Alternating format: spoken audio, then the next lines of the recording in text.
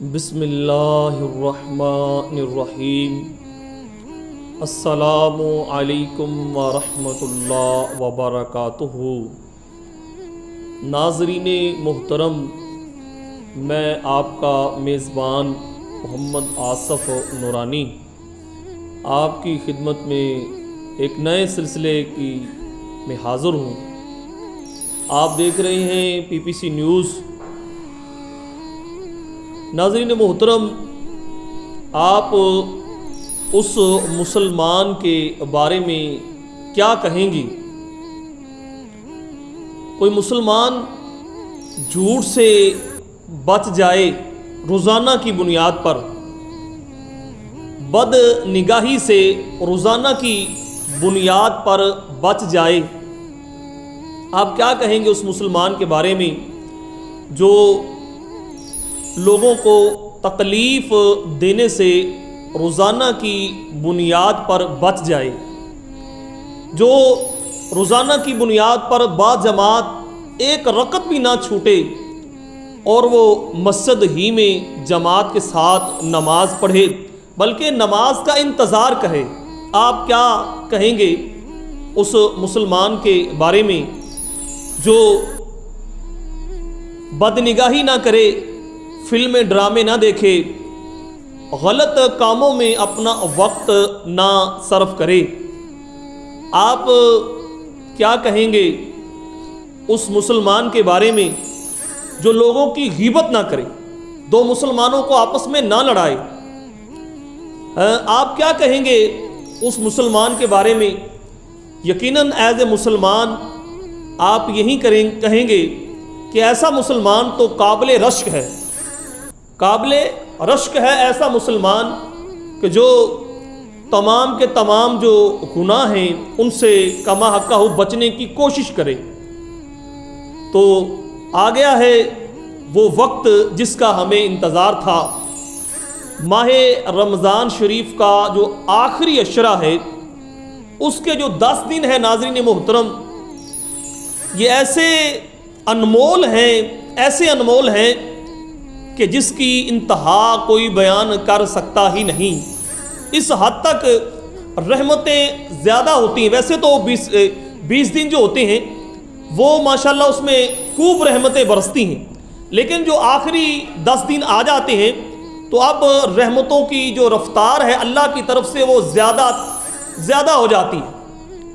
اس میں زیادتی آ جاتی ہے رحمتوں کے معاملے میں، کیونکہ اللہ کا جو ماہ مبارک ماہ رمضان کا مہینہ ہے وہ اپنے اختتام کو جا رہا ہوتا ہے، تو اللہ اپنے بندوں پر اپنی رحمتوں کا جو بہاؤ ہے وہ تیز کر دیتا ہے۔ تو اس لیے ناظرین محترم، میں تو آپ سے یہی عرض کروں گا کہ اگر آپ کہتے ہیں کہ میری دعا قبول نہیں ہوتی، یا میری کوئی آرزو ہے، یا میری کوئی مراد ہے، یا میں کسی الجھن میں پھنسا ہوا ہوں، یا مجھے مقدمہ بازی کا شکار ہوں، یا میں دیگر خواہشات رکھتا ہوں جائز، تو میں تو آپ سے یہی عرض کروں گا کہ آپ ایک بار رمضان شریف کے جو بقیہ 10 دن ہیں، آخر والے 10 دن ہیں، اس کا سنت اعتکاف کر لیں۔ اور آقا نامدار مدینے کے تاجدار باذن پروردگار، دو عالم کے مالک و مختار، آپ صلی اللہ علیہ وسلم ارشاد فرماتے ہیں، مولا کائنات مولا علی المرتضیٰ شیر خدا کرم اللہ تعالی وجہ الکریم، آپ اس حدیث کو روایت فرماتے ہیں۔ آپ سے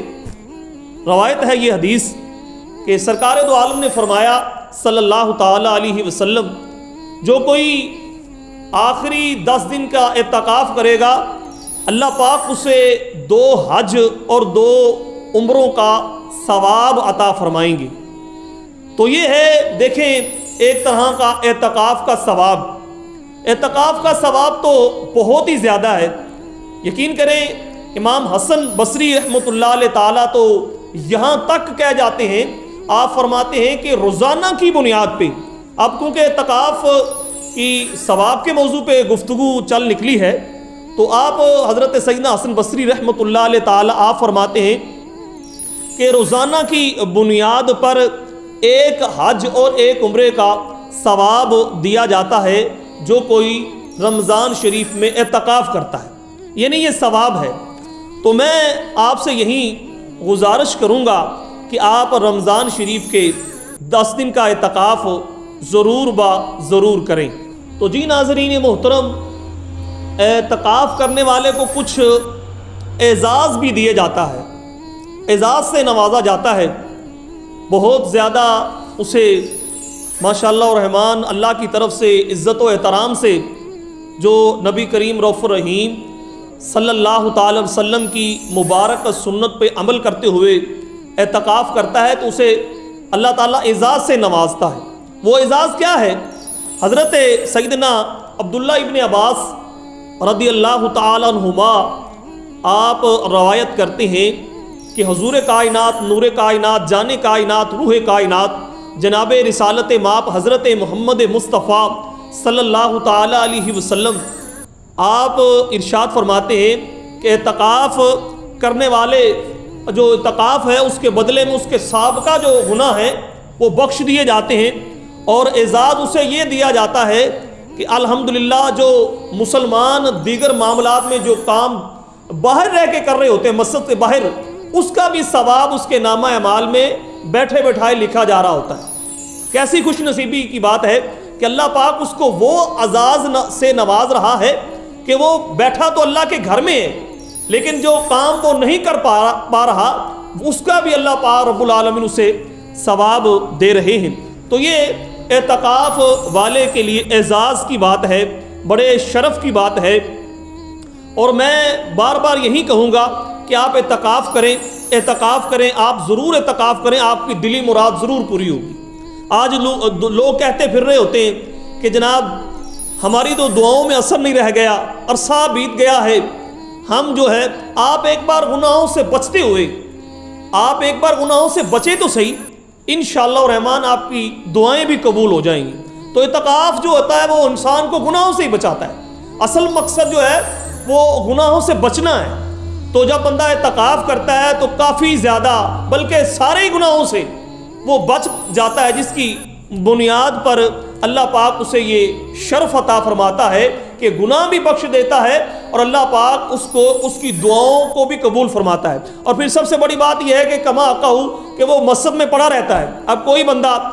آپ بتائیں اس کے بارے میں آپ کا میرا کیا خیال ہوگا جو اللہ تعالیٰ کے گھر میں بیٹھ جائے اور کہے کہ میں نے اس وقت تک اللہ کے گھر سے اٹھنا ہی نہیں ہے جب تک کہ میری کوئی دعا قبول نہیں ہوگی، میری فلاں دعا قبول نہیں ہوگی۔ یہ اعتکاف اسی کی صورت میں ہے نا جی، کہ آپ اپنا منوانے کے لیے، وہ بھلے آپ کے گناہ ہیں کہ آپ ان کو کہتے ہیں کہ میں بار بار معافی، پھر اس سے بڑھ کے یہ بات ہے کہ بندہ جب اعتکاف میں بیٹھتا ہے تو لیلۃ القدر کی جو رات ہے اس رات کی عبادت کو وہ صحیح معنوں میں کر پاتا ہے، کیونکہ وہ اس کا ہر وقت مسجد ہی میں گزر ہوتا ہے، مسجد ہی میں وہ شب و روز دن و رات گزار رہا ہوتا ہے، اسے اور کوئی فکر نہیں ہوتی، اس لیے وہ صحیح معنوں میں مسجد میں بیٹھ کے عبادت کر پاتا ہے۔ تو میں یہ کہوں گا اگر آپ اپنی دل کی مراد پوری کرنا چاہتے ہیں تو آپ اعتکاف کریں، آپ کو بڑا ثواب ملے گا، انشاءاللہ الرحمن ملے گا، بڑا ثواب ملے گا۔